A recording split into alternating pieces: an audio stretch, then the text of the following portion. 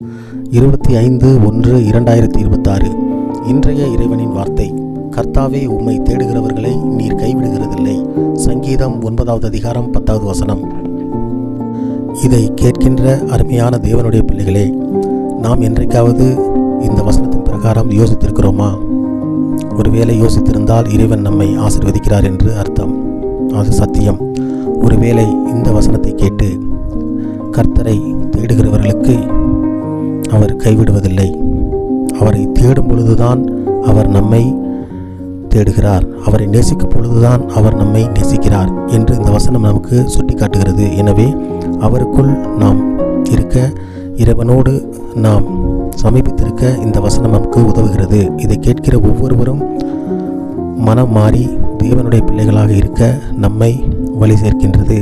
எனவே நாம் ஒவ்வொருவரும் இறைவனுடைய பிள்ளைகளாக இருப்போம். இறைவன் தாமே நம் ஒவ்வொருவரையும் நிறைவாக ஆசீர்வதிப்பாராக. ஆமேன்.